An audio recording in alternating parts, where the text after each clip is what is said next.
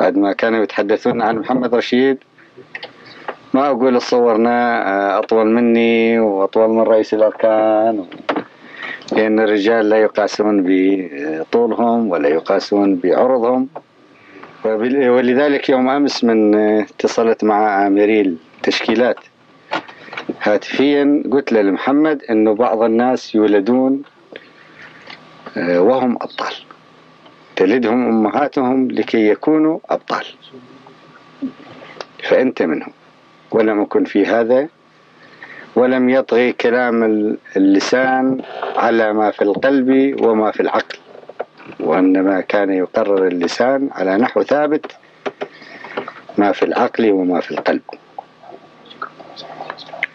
من أنك يا محمد حقيقة كنت متميز من بين إخوانك الشجعان في شجاعتك، وفي تصريف الشجاعة إلى مفردات حية هادئة جدا، ولكن كانت مؤذية جدا للعدو. مرة واحدة شفقت على العدو لما طلبت من قائد فرقتك أن ينطيهم فرصة حتى يشيلون موتاه،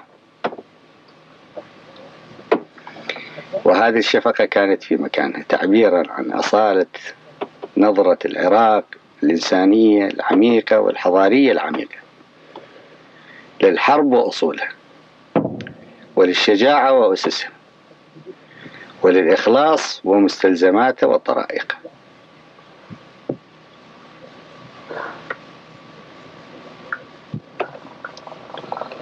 بارك الله بك، أتمنى لك التوفيق والعز.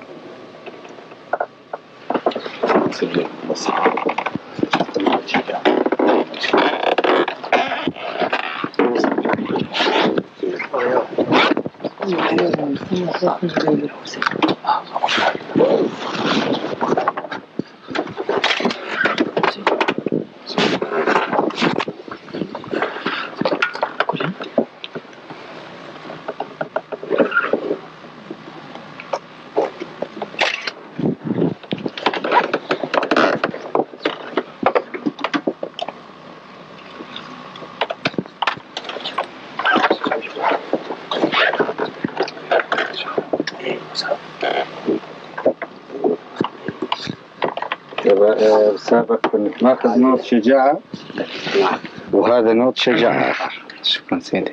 هذا خصيصا لهذه المعركة سيدي إن شاء الله دائما. لكن نوط الشجاعة تقديرا لشجاعتك من قبل، واللي أخذت ثباتها في المعارك على طول، وهذا خاص بهالمعركة نوط شجاعة، لأن هذه المعركة حقيقة من طراز معارك متميزة معروفة أن في القيادة العامة هذه المعركة واحدة من أبرز المعارك وأشرسها وأروعها، ومن أروعها ولا أقول أروعها.